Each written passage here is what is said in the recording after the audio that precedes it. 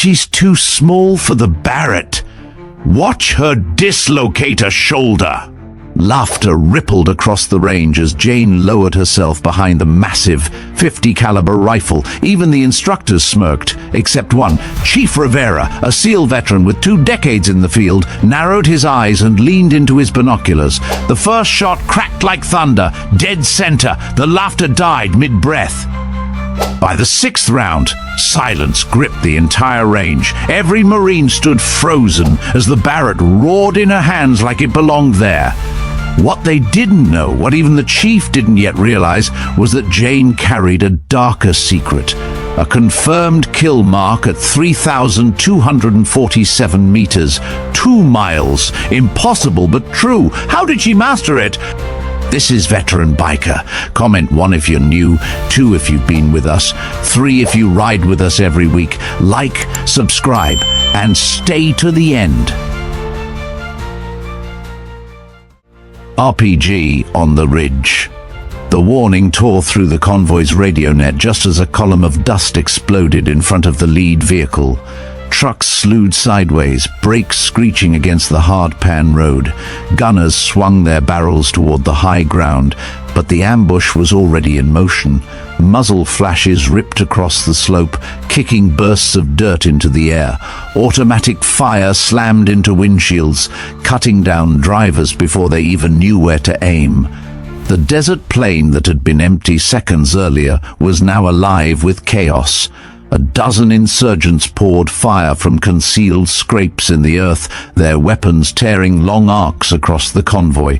A rocket-propelled grenade screamed from the ridgeline, a comet of smoke leaving a glowing trail toward the armored transport stuck in the middle of the kill zone. Inside that vehicle, Marines ducked under armor plates, cursing as shrapnel hammered the steel hull.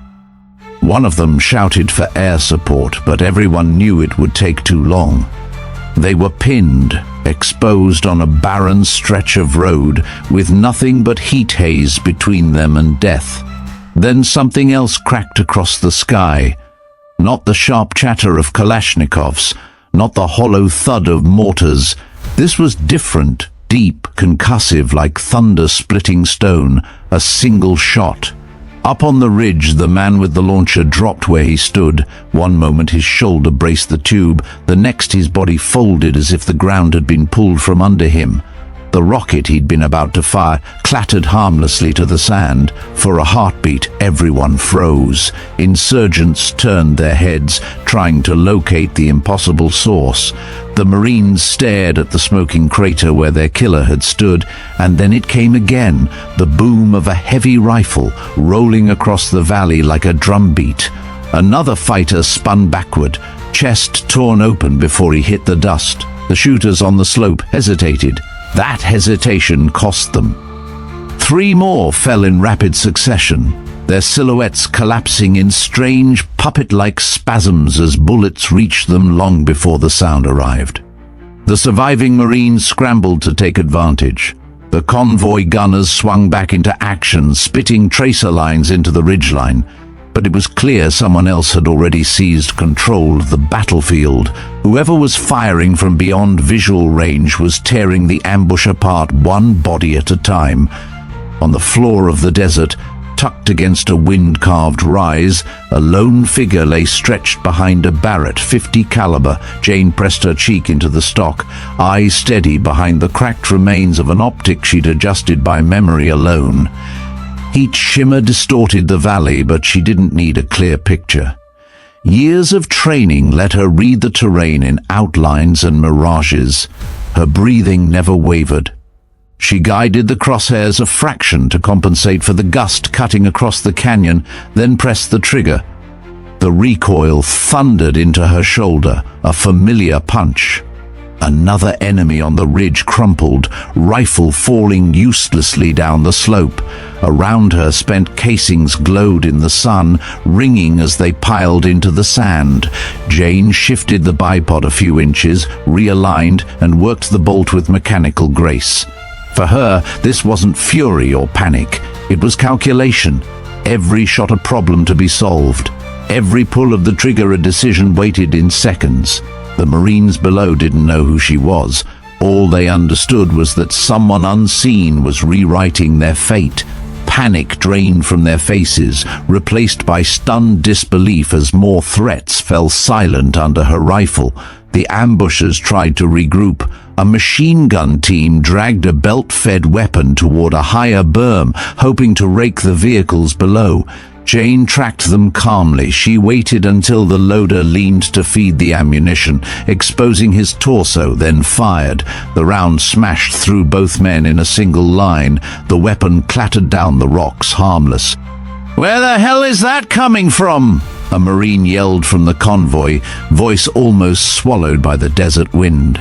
No one answered. Even the insurgents had stopped firing, their last bursts faltering as the unseen marksman hunted them one by one. Jane's next shot struck a man mid-stride. He tumbled violently, arms flung wide, before settling still against the dust. She shifted, sighted the final two scrambling for cover, and dropped them in quick succession. The entire ridge went silent except for the echo of the last bullet rolling away into the horizon. The convoy sat stunned. Smoke drifted from punctured tires, shattered glass sparkled across the roadway, and Marines blinked through dust at the sudden stillness. It had lasted less than a minute, yet the scene looked like a battlefield abandoned after hours of fighting. Up on her rise, Jane let the rifle settle. Her cheek lifted from the stock as she scanned with naked eyes. Nothing moved except the heat ripples trembling above the sand. She ejected the final casing, slipped it into a pouch, and folded the bipod. No cheers, no fist raised in triumph, just quiet efficiency, as if she had completed a drill. Through binoculars, Chief Petty Officer Daniel Cortez had been watching from the rear of the convoy. He had seen ambushes before, had lost friends to attacks exactly like this one. But he had never seen them end like that, with precision so clean it felt unreal. He lowered the glasses, trying to reconcile the image of a young Marine walking calmly down the slope with the impossible devastation left behind. Dust clung to her uniform as Jane approached the convoy. She slung the massive rifle across her shoulder as casually as if it were a standard-issue carbine. The Marines she had just saved stared wide-eyed, some with mouths half open, helmets tilted in disbelief. One man muttered a prayer under his breath, as though not sure if he was thanking God or the soldier who had appeared from nowhere. Jane offered no words. She simply walked past them, eyes forward, movements precise and measured. To her, the fight was finished. The war, her war, was something else entirely. Daniel couldn't shake the image. He'd been a SEAL for decades, had trained with the finest shooters across every branch, but what he'd just witnessed didn't belong in any manual. It felt like something out of legend, the kind of tale instructors told wide-eyed recruits to scare them into respect for a weapon they barely understood. And yet here she was, real, flesh and blood, walking back into formation as if she hadn't just delivered death from beyond the horizon. The convoy began to move again, cautiously at first, engines coughing through the dust. Radios crackled with status reports, casualty counts, requests for medevac. But Daniel stayed silent. His eyes never left Jane, and the rifle she carried with unsettling ease. He made a decision in that moment. He needed to know who she really was. Because no Marine that young, no staff sergeant barely past her mid-20s, should have been able to do what he had just seen. And if she could, then nothing in their rule book or in the history of long-range shooting was safe from being rewritten. The desert ambush still hung in the air when the convoy finally rolled back through the gates of Camp Pendleton. Engines groaned, armor dented, dust swirling like a shroud around the returning column. Word had already traveled faster than the trucks themselves. A young Marine with a Barrett had cut apart an entire enemy ambush almost single-handedly. Nobody knew her name yet, but stories were already mutating. Sniper, Angel, Phantom, depending on who repeated them. Chief Petty Officer Daniel Cortez kept those stories to himself. He preferred facts. And the fact was simple: the men under fire should have died, but they hadn't, because she had been there. The following morning, the training range hummed with tension. Rows of recruits lined up for standard weapons qualification. Instructors barked orders. Rifles clacked against benches and the sun glared mercilessly down. But beneath the usual routine, a current of anticipation flowed. Everyone had heard about what had happened outside the wire, and everyone was waiting to see if the whispers were true.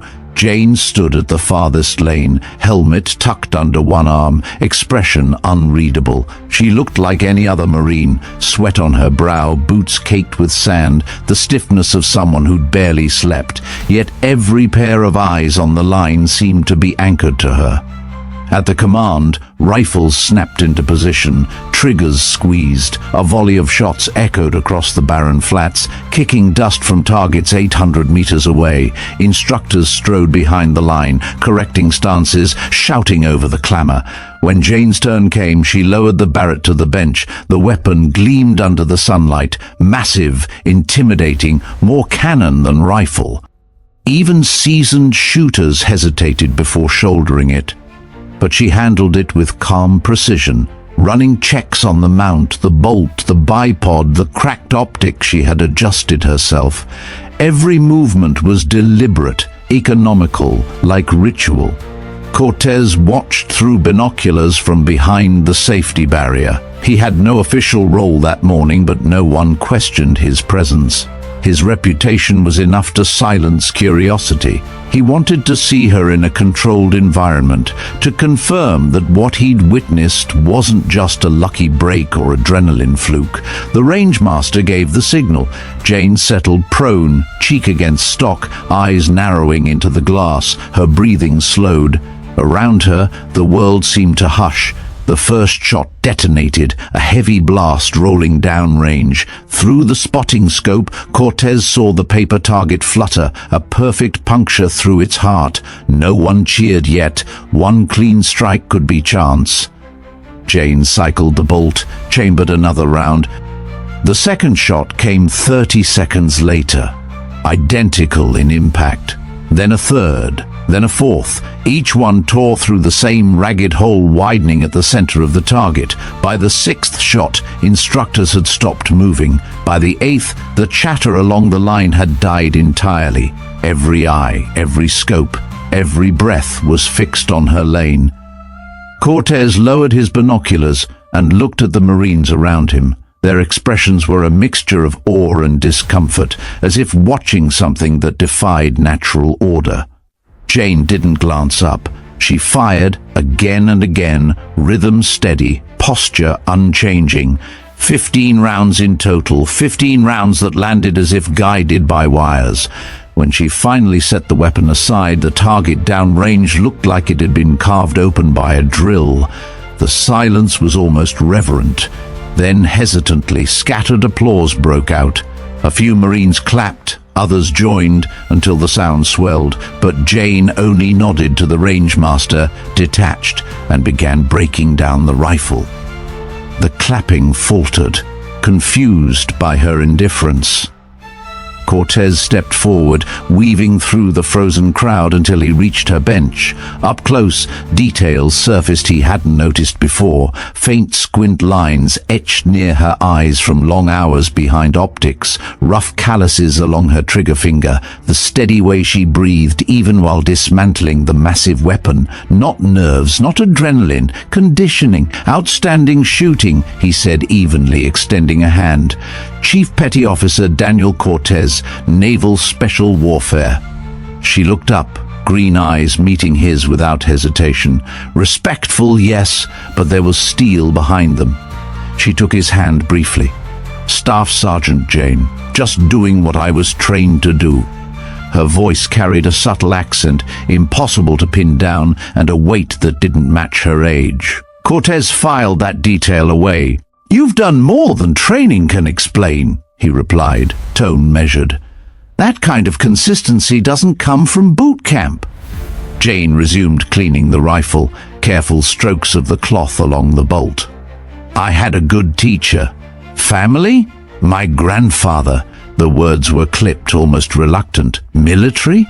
For the first time she hesitated. A shadow crossed her face, so quick it might have been imagined. Something like that, she murmured, then slid the bolt back into place. Cortez didn't press. Years of interrogations had taught him to recognize deliberate vagueness. She was hiding something, and pushing too soon would close her off completely. Instead, he shifted tactics. If you're ever interested in expanding your skills, DevGru is always looking for shooters. Specialized programs. You might find them challenging. He handed her a card. She accepted without looking, tucked it into her pocket, and continued cleaning. I appreciate the offer, Chief, but I'm happy where I am. He studied her a moment longer, then stepped back. The applause had faded, replaced by an uneasy quiet. Marines whispered in small clusters, glancing at Jane as though she were a puzzle they couldn't solve. That evening, Cortez sat in his office, personnel files glowing across his monitor. Jane's record was immaculate. Strong fitness scores, commendations for discipline, marksmanship ratings that were good but not extraordinary. Nothing that justified what he had witnessed. But Cortez knew how to read between the lines.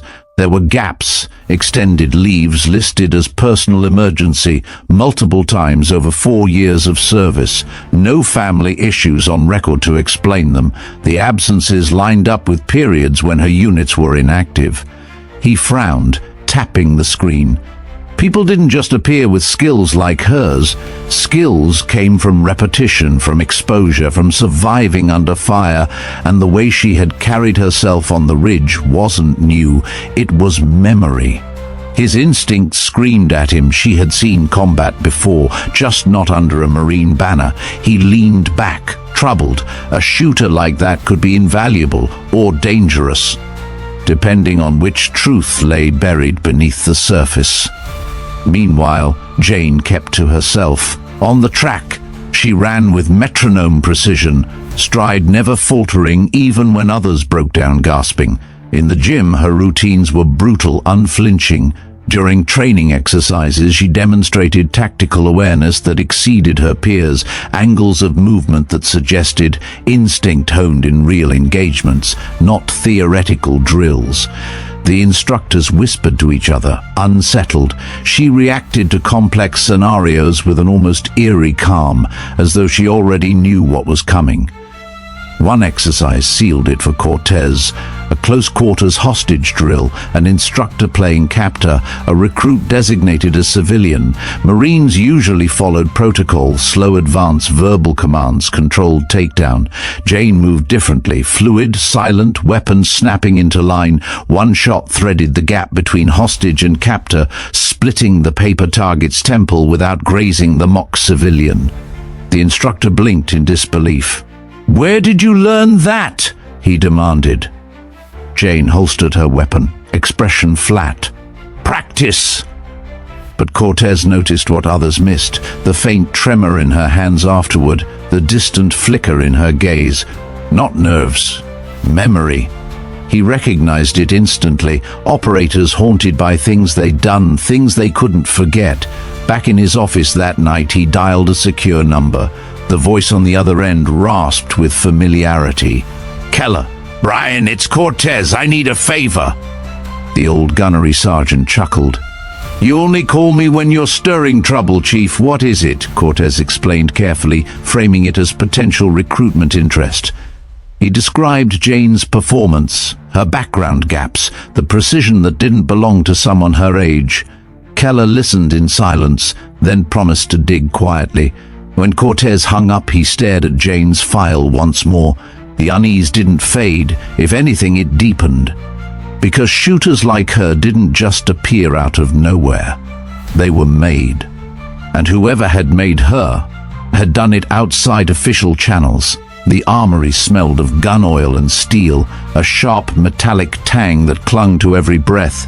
Rows of rifles rested in immaculate racks, bolts polished to a sheen, magazines aligned with parade ground precision. The place was supposed to feel safe, routine, a sanctuary of maintenance and order. Instead, That night, it pulsed with quiet tension. Staff Sergeant Jane sat at a workbench, methodically stripping down an M4. Her movements were mechanical yet graceful, each part laid out in perfect sequence. The barrel gleamed under fluorescent light, reflecting faint glimmers across her eyes. She wasn't smiling, wasn't frowning either, just focused, as though cleaning metal parts could scrub away something lodged deeper inside her. Chief Petty Officer Daniel Cortez lingered at the doorway, silent for a moment. He had rehearsed this approach, weighing every word, every possible reaction. Push too hard, and she'd retreat behind walls higher than any fortress. Push too soft, and she might vanish, slipping through the cracks of bureaucracy the way ghosts always did.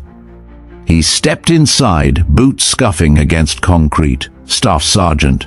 Jane didn't look up. "Evening, Chief. You handle that weapon like it's a lifeline. Every weapon is." She clicked the bolt into place, hands steady. He studied her, searching for cracks in her composure. "I've been in this business long enough to know when someone shoots like you, it doesn't come from the core alone. I've seen the best from Delta, from Force Recon, from my own teams. You're operating on a different frequency." The faintest flicker crossed her face, gone before he could pin it. "Maybe I'm just disciplined. Maybe." Cortez leaned against the table opposite her, lowering his voice. "Or maybe there's a reason your record has holes wide enough to drive an APC through." That made her pause. The cloth in her hand froze mid-wipe. Her eyes, sharp and green, lifted to meet his. "What exactly are you implying?" Before he could answer, the door banged open. Lieutenant Harker, a junior officer with a reputation for nosiness, strode in, clipboard tucked under his arm. He stopped short at the sight of them, gaze darting between Jane and Cortez. "Chief, Staff Sergeant," he said cautiously. "Didn't realize the armory was occupied." Cortez masked his irritation with a tight smile. Routine inspection. Harker's eyes lingered on Jane, curious, perhaps suspicious. Funny place for a conversation. Jane slid the clean bolt back into its housing with a sharp click. "Funny time for paperwork," she shot back evenly. The lieutenant stiffened, but Cortez cut in before tension escalated. "You need something, Harker?" The officer muttered something about inventory, then disappeared down another aisle, though not before casting one last look at Jane. The message was clear. He'd noticed something. When the door clicked shut, Cortez leaned closer, voice low. "That was close. You nearly had your mask pulled off." Jane's jaw tightened. "I don't know what you think you know, Chief, but I've done nothing wrong. Maybe not by the Corps' definition, but someone trained you to thread bullets through a hostage's ear canal without touching the innocent. Someone put you behind a 50 cal long before you ever wore that uniform, and I'm not the only one seeing it. Sooner or later, questions will start climbing the chain." Her hands stilled on the rifle, silence pressed heavy between them. Finally, she exhaled. "Why are you pushing this?" "Because I've seen shooters like you before," he said quietly. "They don't come from regular units. They come from shadows, and shadows eat people alive." Her eyes hardened. "You think you know me, Chief? You don't? Then tell me I'm wrong." But she didn't. She rose from the bench, snapped the rifle back together with crisp efficiency, and shouldered past him toward the racks. Cortez let her go, though every instinct screamed to stop her. Patience. She wasn't ready. Not yet. 2 days later, Brian Keller called. His gravelly voice spilled through the secure line, carrying news Cortez had half expected, but still felt like a gut punch. "Your Marine is interesting," Keller said without preamble. "Officially, she's clean, but there are anomalies. Go on, those personal emergency leaves. They don't line up with anything in her record. No family, no medical notes, nothing, just gaps. During her second leave, she crossed into Canada. Customs has her entering. No record of her leaving for a month." Cortez rubbed his temples. "And? My contact up north checked. She's been crossing since she was a teenager, always to the same spot, High Prairie, Alberta. Quiet town, ranches, maybe 3,000 people. Doesn't sound like much. It wouldn't, except it's also home to a little place called Northern Tactical Solutions. Heard of it? Cortez had. Whispers in the community, a facility that didn't advertise, didn't publish rosters, a playground for wealthy clients, PMCs, and occasionally agencies that wanted training without oversight. Rumor painted it as a forge for specialists the regular military couldn't or wouldn't produce. You think she trained there, I think she did more than train. My buddy in contracting heard chatter about a sniper, female, operating along the Afghan-Pakistani border. Call sign Ghost, taking contracts nobody else would touch. Extreme long-range hits, high-value targets. The room seemed to shrink around Cortez. You're saying Staff Sergeant Jane is Ghost?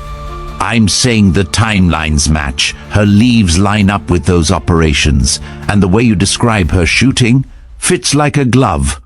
When the call ended, Cortez sat motionless, staring at the blank wall. Ghost. He'd heard that name whispered among operators, a myth more than a person. A marksman capable of shots that defied physics, a phantom who appeared only in the aftermath of impossible missions. If that myth wore a Marine uniform now, it changed everything. That evening, Cortez found Jane outside the barracks, sitting alone on a bench under the fading light. She was cleaning her sidearm, hands moving with the same precision as always, though her posture looked heavier, shoulders slightly hunched. He approached slowly, careful not to spook her. "We need to talk." She didn't look up. "About what?" "You know what." Her silence was answer enough. "I've done some digging," he said. "High Prairie, Northern Tactical Solutions, Ghost." Her hands stopped. The pistol rested half-assembled in her lap. For a long moment she didn't move, didn't speak. The only sound was the hum of insects rising with the dusk. When she finally lifted her gaze, her eyes were colder than he had ever seen them. "We can't do this here." "Then where? Not on base, not with ears everywhere, off-site. Name it." She stood, holstered the half-cleaned sidearm without another word, and walked away.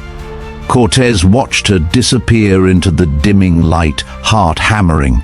She had made her choice, to talk but on her terms, which meant the myth of Ghost was about to step out of the shadows. The bar was 20 miles off base, a low-slung roadhouse crouched beside the highway like it had grown out of the desert itself. Neon tubing buzzed half-dead in the window, promising cold beer and fried food to truckers and Marines who wanted anonymity. Inside, country rock thumped from a jukebox, and the air smelled of smoke, grease, and spilled whiskey. Jane arrived first. She wore civilian clothes, jeans and a plain sweater, but even without the uniform she carried herself like someone perpetually on duty. Her back faced the wall, her eyes tracked every person who came through the door. Years of conditioning were written into every subtle choice she made. Cortez stepped inside moments later. The room was dim, shadows broken by pools of amber light. He scanned until he saw her in the corner booth, posture straight, hands flat on the table. She nodded once, a signal, then returned her gaze to the half-empty glass in front of her. He slid into the booth opposite. Neither spoke for a stretch, letting the noise of the bar fill the silence. Finally, Jane broke it. "How much do you know?" "Enough to know Staff Sergeant Jane isn't the full picture," Cortez replied. "I know about Alberta, I know about Northern Tactical, and I know about Ghost." For the first time since he'd met her, she sagged slightly, as if releasing a weight she had carried too long. She rubbed her palms together, then exhaled. So the rumors finally caught up. Rumors don't hit paper bullseyes 15 times in a row. Rumors don't wipe an ambush off a ridge by themselves. You did that. Her eyes lifted, green flecked with something harder now, resignation. "You think you want the story, Chief? You don't. Not all of it. Try me." She studied him for a long moment, then began, voice quiet but steady. My grandfather was Sergeant Major William Park, Canadian Special Forces.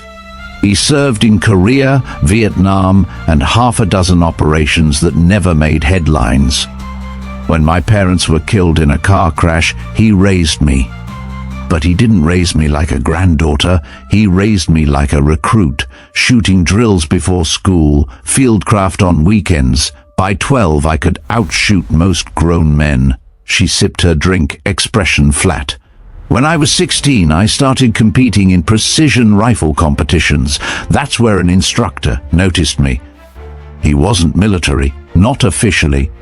He represented Northern Tactical Solutions. Cortez had heard of them, an invitation-only facility for the rich, the ruthless, and the unsanctioned. They offered training I couldn't get anywhere else, Jane continued. Not just marksmanship, surveillance, languages, infiltration, target acquisition. Instructors from everywhere. SAS, Mossad, Spetsnaz, even SEALs who left the service. They taught me what the military doesn't want to admit exists, how to fight wars that aren't wars. Cortez leaned forward, elbows on the table. And the contracts? She looked away. The jukebox clicked into another song, its cheerful twang a jarring counterpoint. High-value targets, men the regular military couldn't touch because of politics. Terrorists hiding in neutral territory, war criminals living under diplomatic cover. They paid well, too well for a teenager who thought she was saving the world. By the time I was 20, I was operating under the call sign Ghost. And the shot? Cortez asked quietly. Her hands tightened around the glass. For a moment he thought she wouldn't answer. Then, Afghanistan. A Taliban commander named Hassad Mahmoud. He was planning a chemical strike on a refugee camp. Conventional forces couldn't reach him without starting an international incident.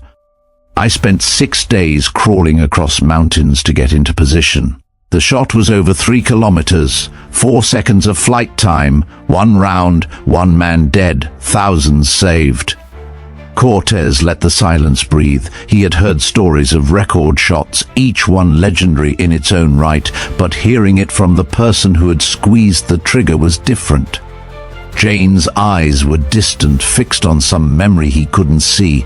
I didn't sleep for weeks after that, not because I regretted killing him, but because I realized what I was becoming. Someone who lived in shadows, whose victories never existed on paper. She set the glass down, hard enough to rattle the table. I enlisted in the Marines to get out. I thought if I served under the flag, if I taught, trained, did things by the book, maybe I could bury Ghost. But ghosts don't stay buried. Cortez said nothing for a long time. Finally, he spoke. You trusted me with this. Why? Her mouth quirked, humorless. Because you've been in the shadows too. I can see it in your eyes. You know what it's like to live with the weight of things that never make reports. He couldn't deny it. He had blood on his hands from missions that would never see daylight. That was why he hadn't pushed harder in the armory. That was why he hadn't walked away now. You realize what this means, he said. If command finds out, you could lose everything. Prison, dishonorable discharge, worse. I know, but it could mean something else too. He leaned closer. We need people like you, officially, not as deniable assets, but as part of something sanctioned. I can make the case. Her eyes narrowed. Why would you risk that for me?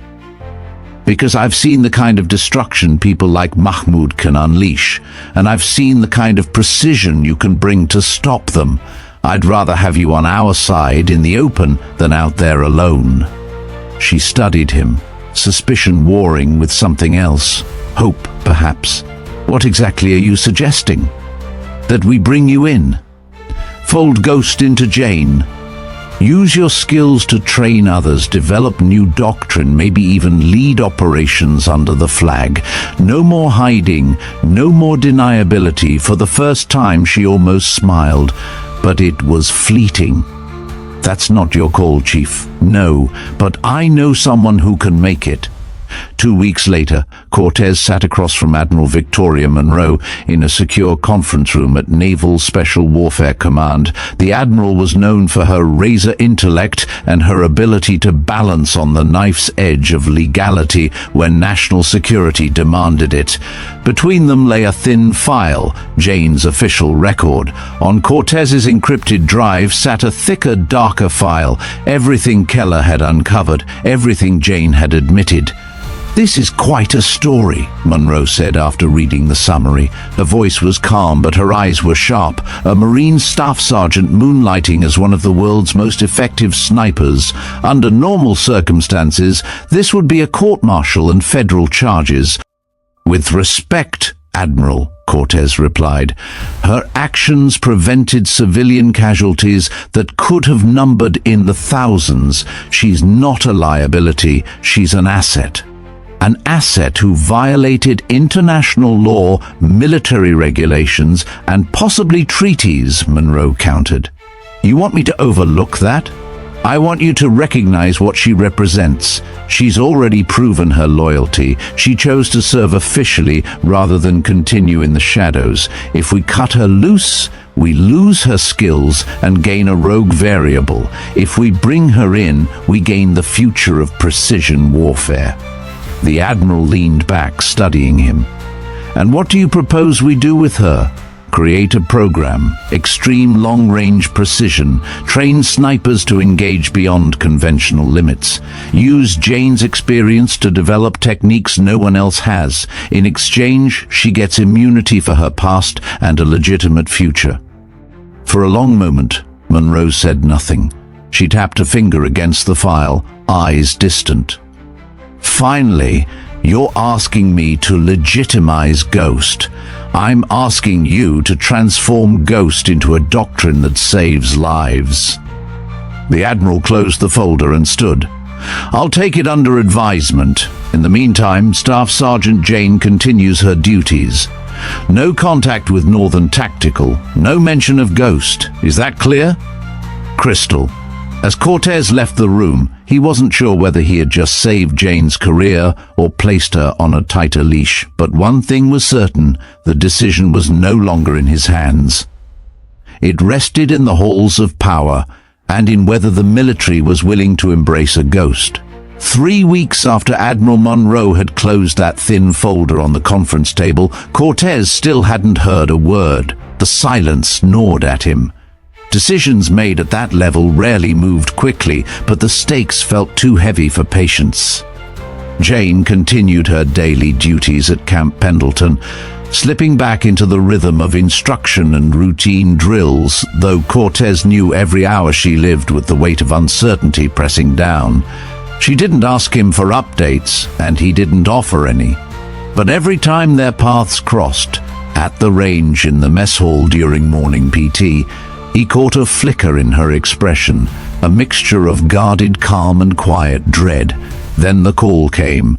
Cortez was summoned to a secured wing of Naval Special Warfare Headquarters in Coronado. When he arrived, he found Admiral Monroe waiting with 2 civilians whose bearings screamed intelligence. Their suits were plain, their eyes sharper than scalpels. Monroe wasted no time. "We've discussed Staff Sergeant Jane's situation. The consensus is that her skills are too valuable to discard, but this will not be a free pardon.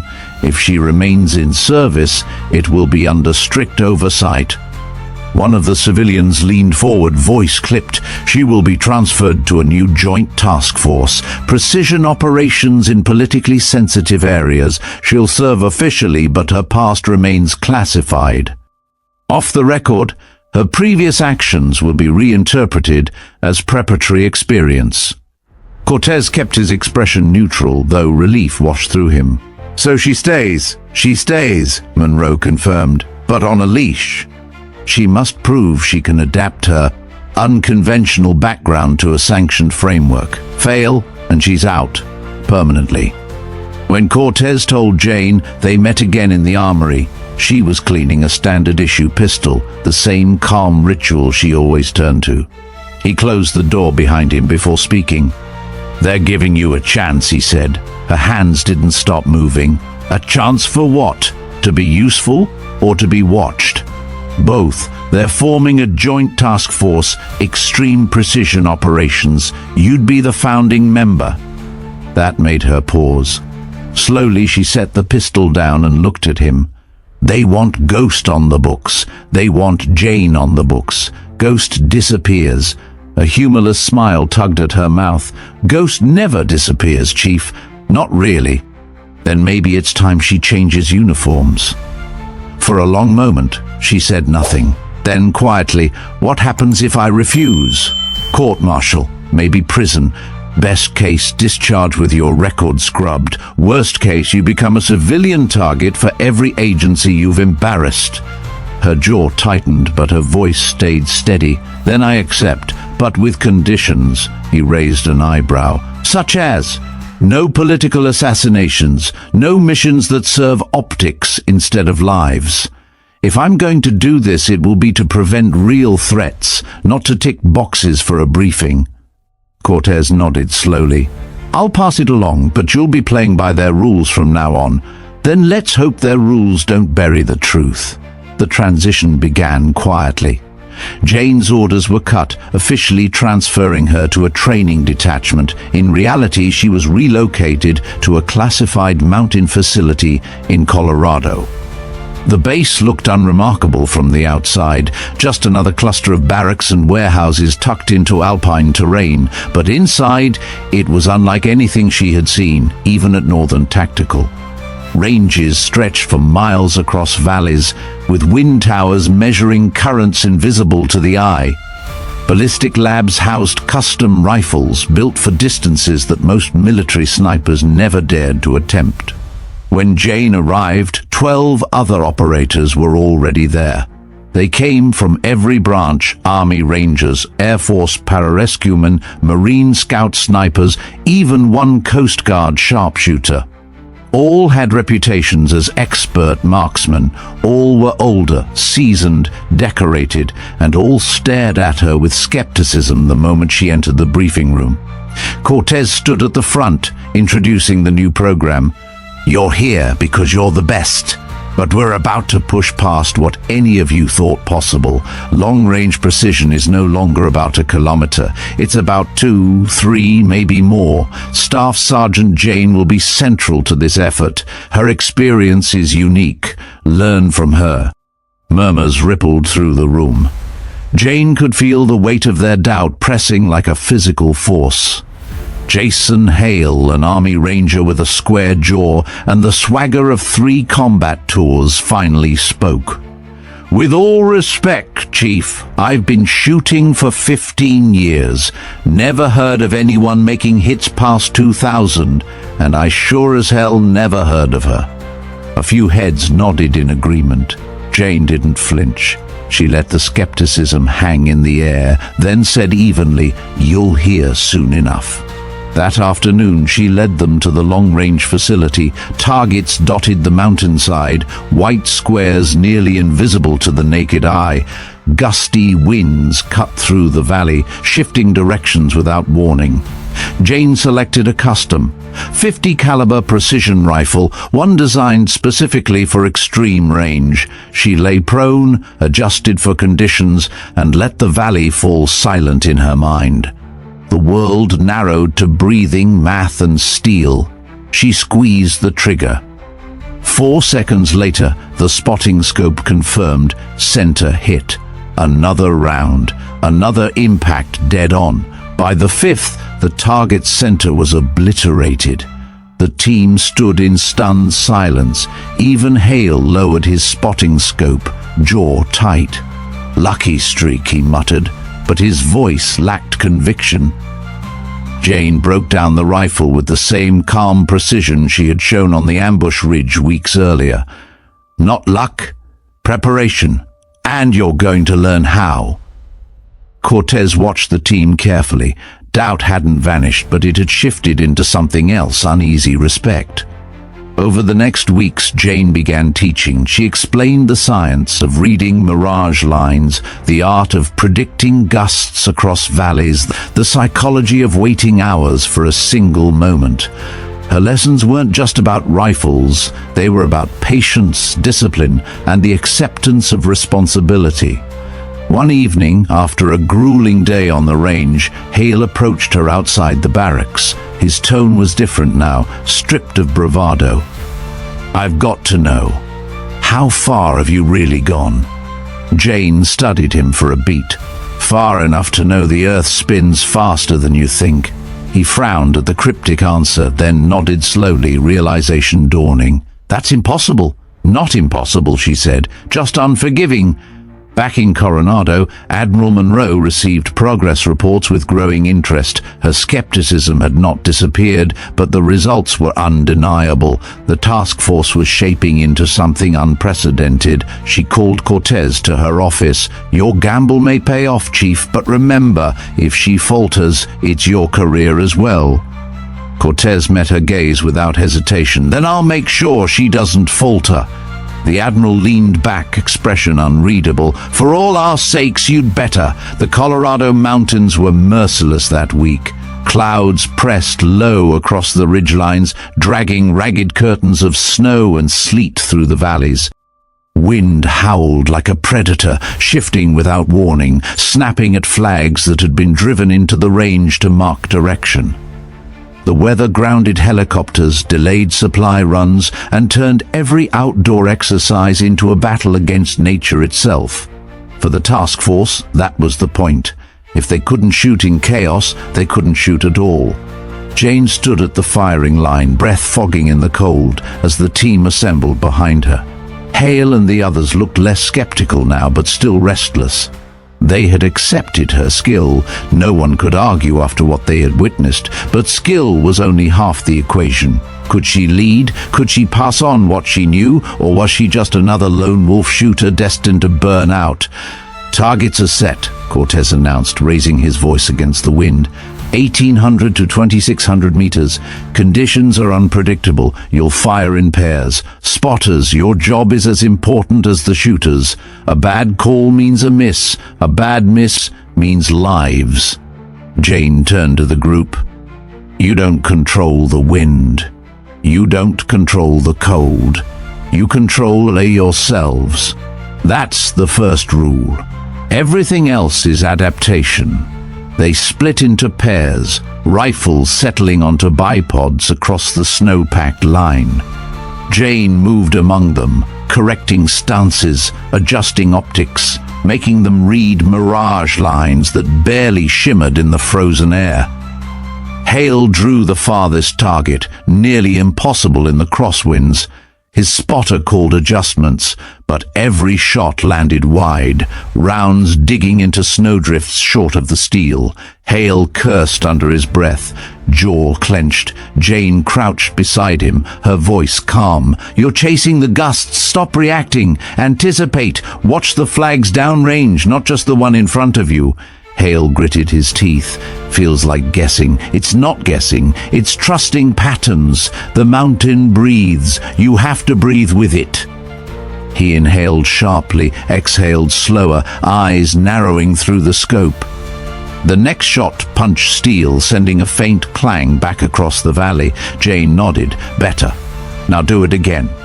He did, and again. By the third hit, his shoulders loosened, the frustration ebbing into focus. The others watched from their lanes, stealing glances. The respect in their eyes grew with each impact Hale made under her guidance. Later that night, the team gathered in the briefing room, steam rising from mugs of coffee and cocoa. Jane stood at the front, a map projected behind her, lines of wind direction traced in red. "Every valley has a rhythm," she explained. "Learn it, and you can predict the gusts before they hit. At extreme range, you're not firing at a target. You're firing at where the target will be when the bullet arrives. That's the difference between luck and certainty." She clicked through slides of bullet trajectories, charts so dense they looked more like astrophysics than soldiering. Yet her delivery was steady, accessible. She translated complex equations into instincts, breaking down the science into patterns they could trust in the field. Cortez watched from the back, arms folded. He could see the change already. The skepticism that had greeted her had begun to shift into hunger, a desire to learn, to master what she knew. That was the transformation he'd hoped for, but not everyone was convinced. After the session, Hale cornered her outside the barracks. His voice was low, carrying the weight of something more personal. "What aren't you telling us?" Jane met his eyes, unflinching. "About what? You didn't just pick this up in competitions. Nobody teaches this outside the top black programs. And you're not old enough to have had that many tours. So where did it come from?" Her expression didn't change, but her silence was answer enough. Hale sighed, shaking his head. "You want us to trust you? Then trust us. We're not recruits. We've all carried secrets. You don't have to spell it out, but at least stop acting like we can't see the weight you're carrying." For the first time, Jane looked away. The night was cold, stars veiled by clouds, but she seemed far away, as though remembering some other battlefield. "Some things," she said quietly, "aren't mine to share." Hale studied her, then nodded slowly. "Fair enough. But remember, we're supposed to be a team. Lone wolves don't last long." The real test came 2 days later. A training exercise had been planned across the high ridges east of the base. Teams were to infiltrate a mock enemy encampment, eliminate designated targets, and exfiltrate before dawn. It was supposed to be straightforward. Then the storm hit. Snow swept sideways across the mountains, blinding and relentless. Wind screamed down from the peaks, tearing at clothing and gear. Communication lines crackled with static. GPS struggled for signal, and visibility dropped to nearly nothing. Cortez hesitated to cancel, but Monroe's orders were clear. This unit was being built for conditions exactly like this. If they couldn't operate here, they couldn't operate anywhere. Jane led Hale and his spotter into the blizzard. They crawled across ridges, snow soaking through uniforms, scopes icing over. The target, an infrared beacon simulating an enemy commander, blinked faintly in the distance, 2 kilometers away through the storm.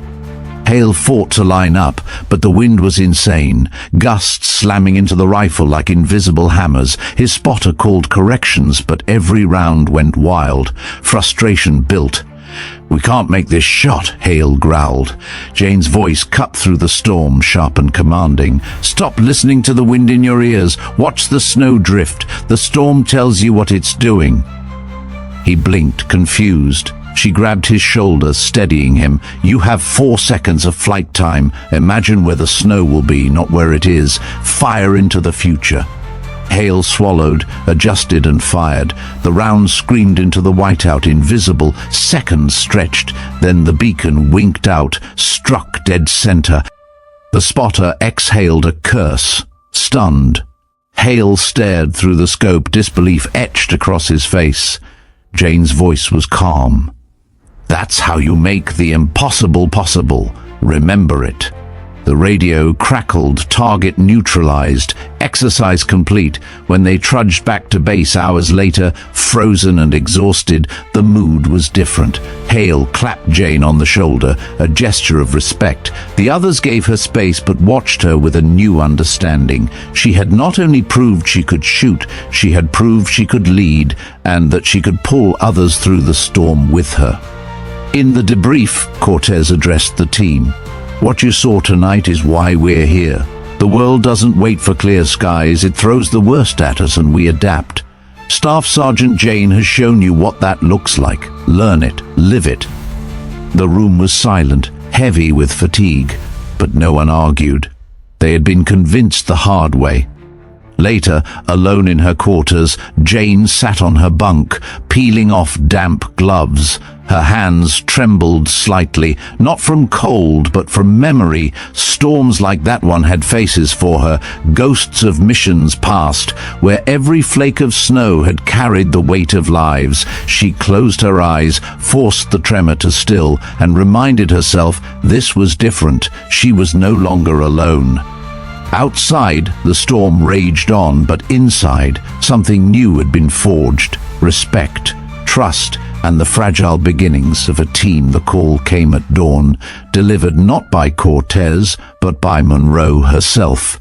She appeared on the projector in the Colorado facility's briefing room, crisp uniform gleaming even through the digital haze.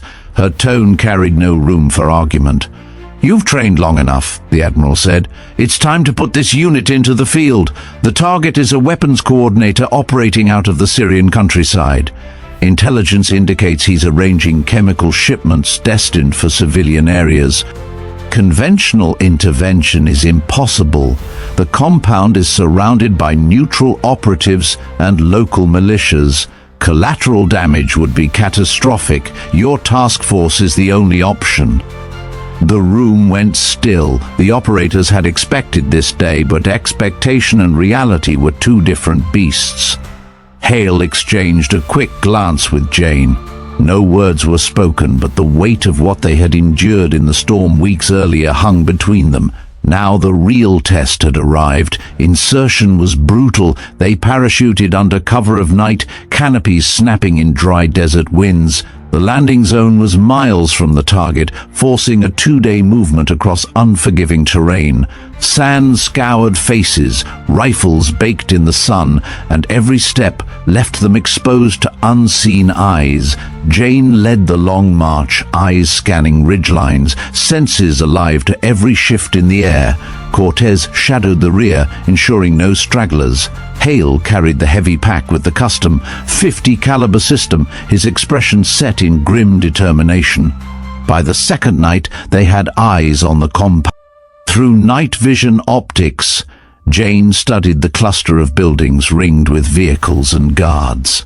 The beacon inside marked their target, one man whose removal could stop a massacre, but the range was a problem. Nearly 2,400 meters across wind-swept flats, with unpredictable gusts funneling between structures.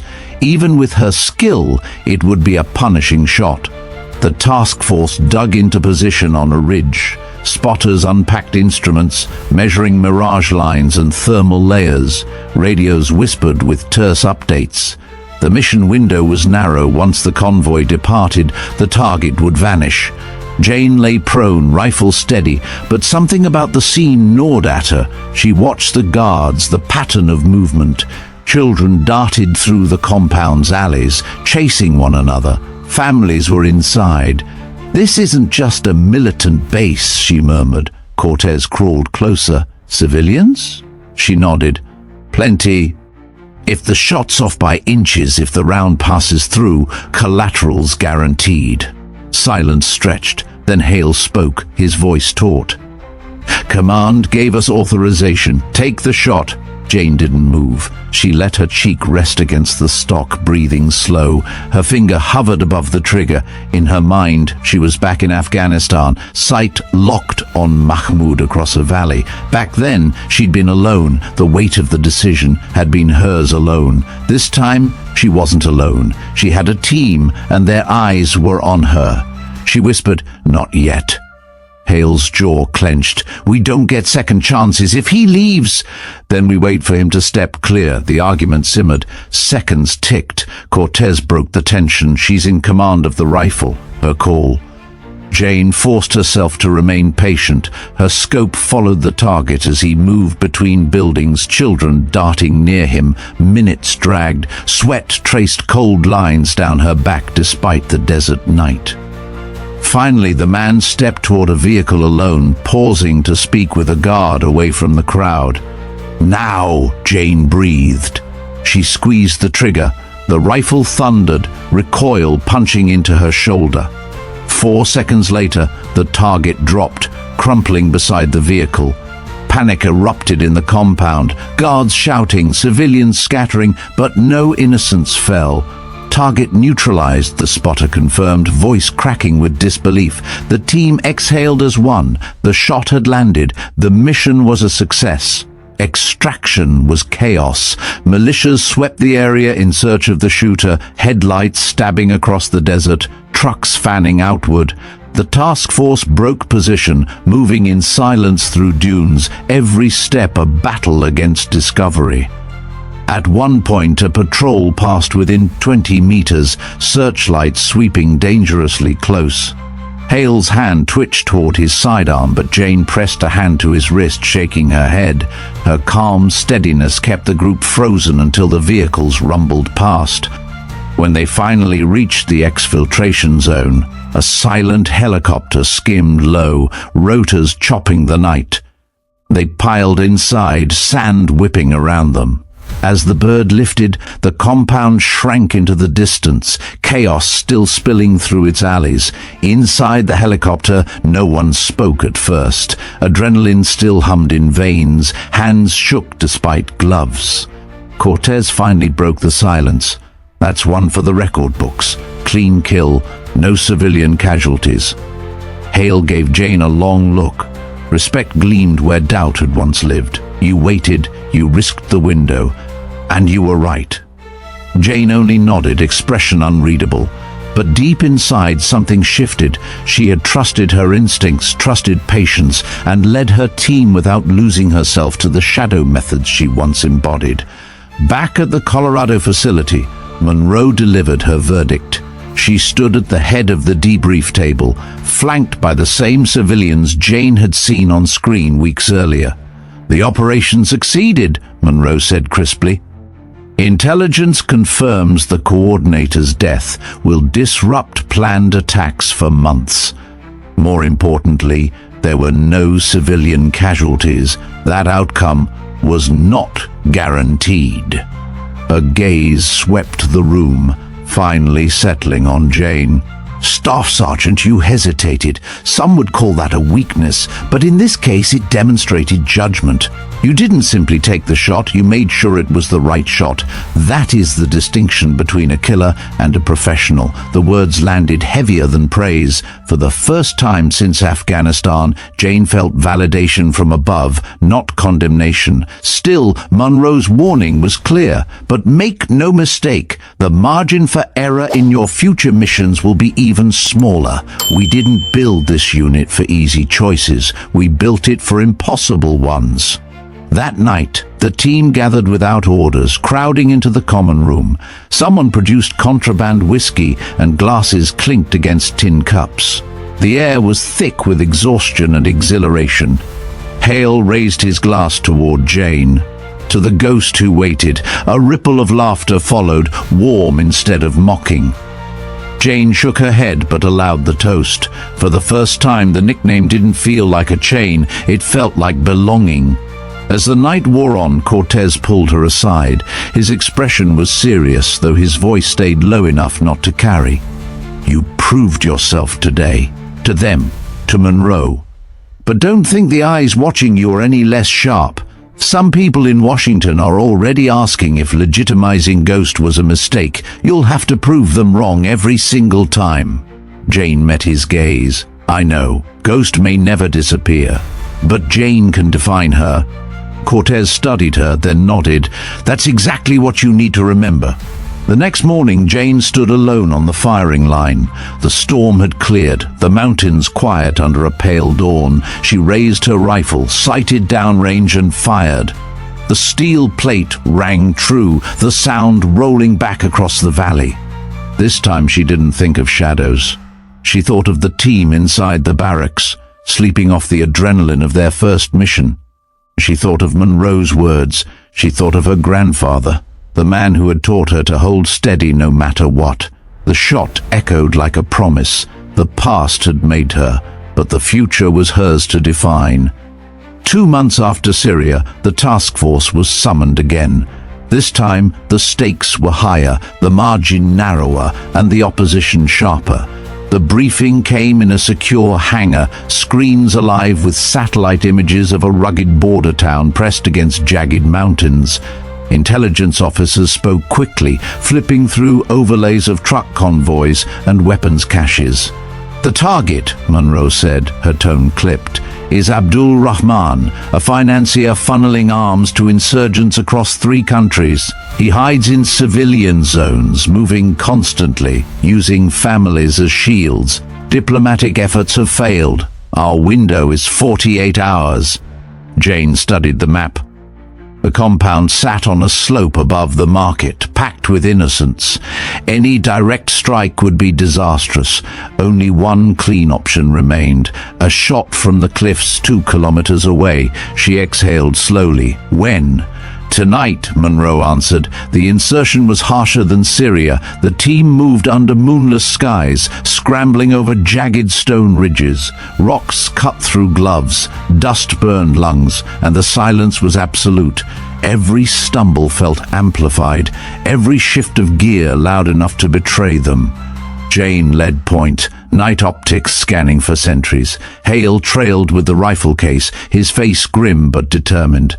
Behind them, the others carried spotting scopes and rangefinders. Cortez moved like a shadow at the rear, ensuring no one broke pace. By midnight, they reached the cliff overlooking the town. Below, lanterns flickered, voices drifted faintly through the night air. Jane set up her rifle, adjusting bipod legs on stone ground. She took her time, breathing in rhythm, letting the valley's sounds fold into her awareness. Through the scope, she spotted him. Rahman stood in a courtyard, laughing with men at a table. Beside them, children kicked a ball, women carried baskets. Her stomach tightened. This was worse than Syria. The target lived inside innocence. Hale crouched beside her. "You've got him.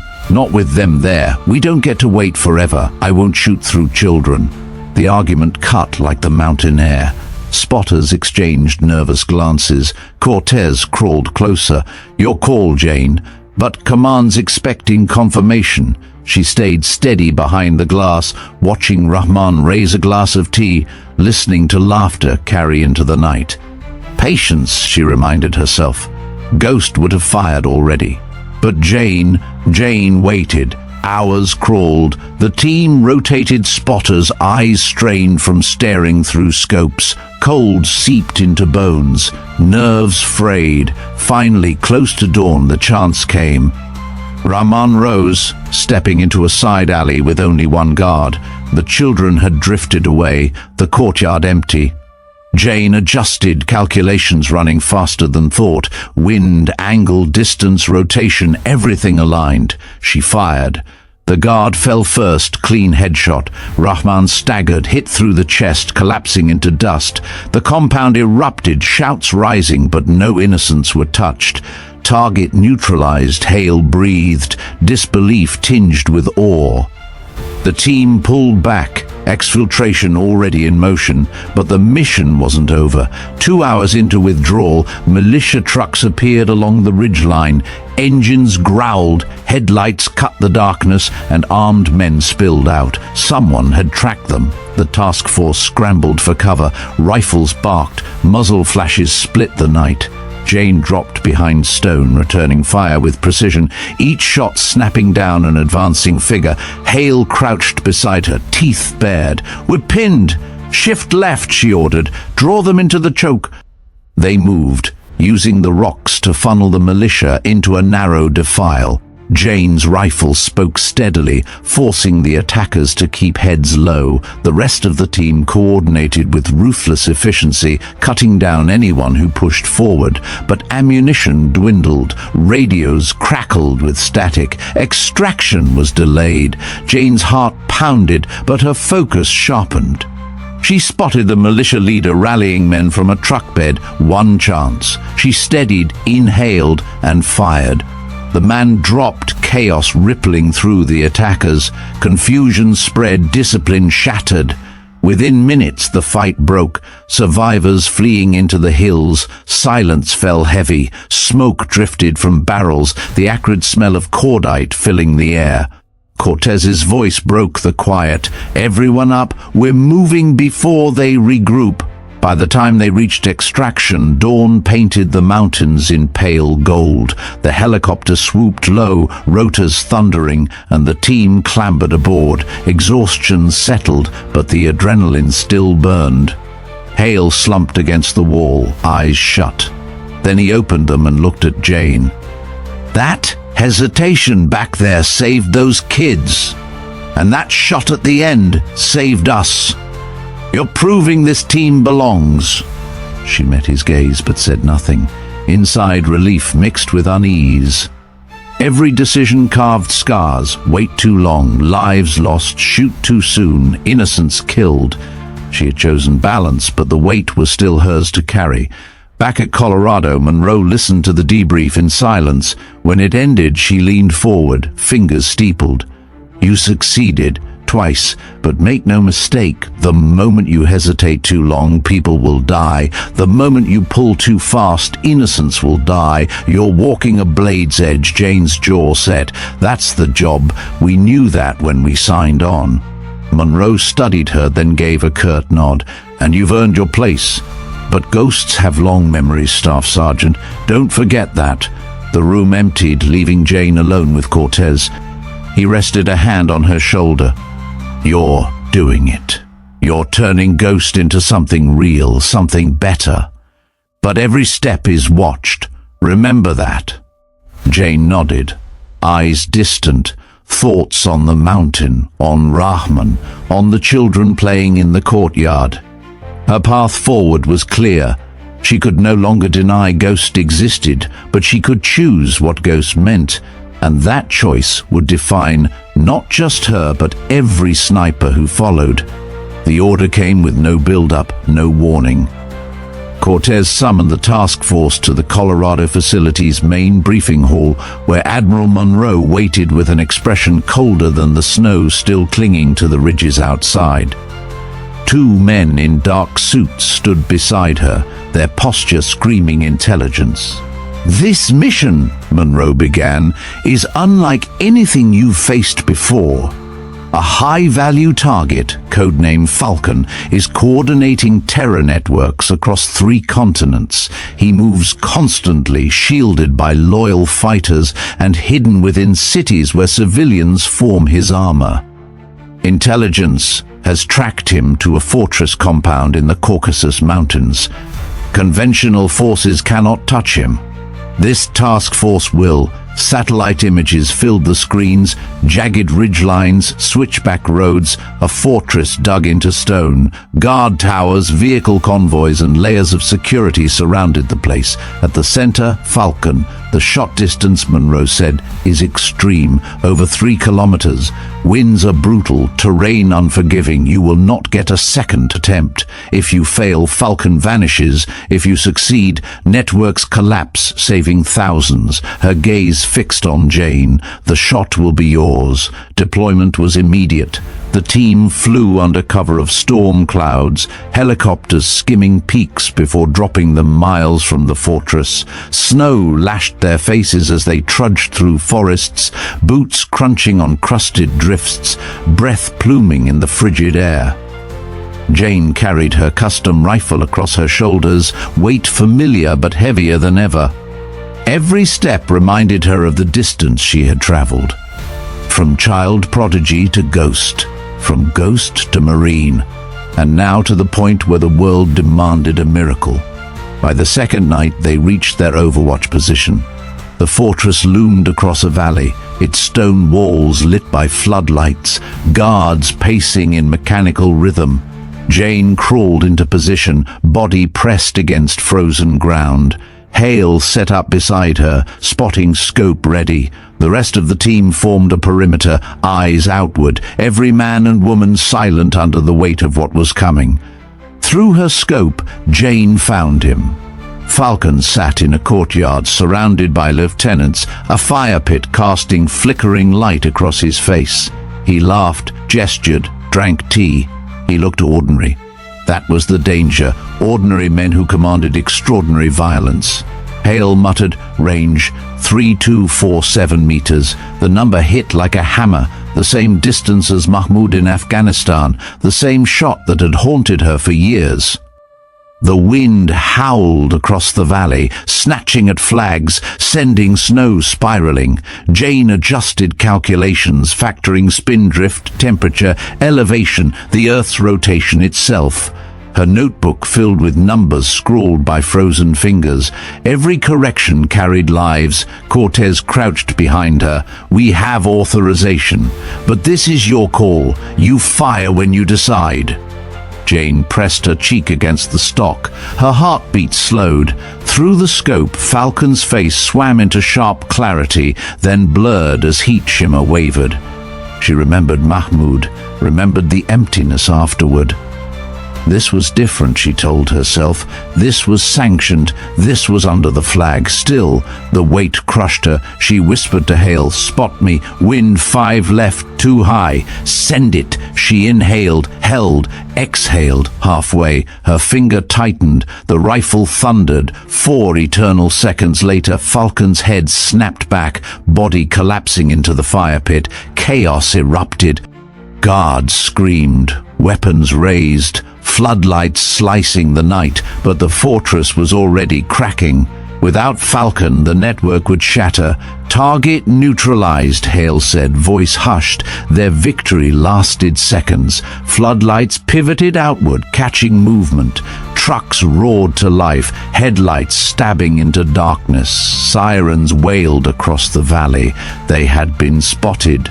"Move," Cortez barked. The team scrambled, rifles slung, packs hauled, snow sprayed as they sprinted through drifts, bullets cracking against rocks around them. The militia poured fire across the valley, rounds chewing into trees. Jane led them down a ravine, breath ragged, lungs burning. Hail fired back, covering their retreat. Explosions shook the air, mortars pounding the ridge they had just abandoned. Extraction coordinates blinked on GPS units, but the enemy was closing fast. The only way out was through. They reached a frozen river, ice groaning under their boots. Trucks thundered along the ridge above, searchlights sweeping. Cortez raised his fist, signaling silence. The team crouched, every sound amplified. The crack of ice, the rasp of breath, the pounding of blood in ears. A searchlight swept dangerously close. For a moment, it illuminated Jane's face through branches, green eyes hard as steel. She held perfectly still, as though carved from the ice itself. The light passed. When the trucks rumbled on, Cortez gave the signal. They moved again, faster now, every stride dragging them closer to salvation. Finally, rotors thundered in the distance. A helicopter skimmed low, blades chopping air, side doors open. The team surged forward, snow exploding under boots. Militia gunfire erupted behind them, rounds spitting into the snow. Jane turned, dropped to one knee and fired. Each round bought another second, another breath, another step for her team. Hale hauled the rifle case aboard first, then extended a hand. Jane grabbed it, yanking herself into the bird as the last man leapt in behind her.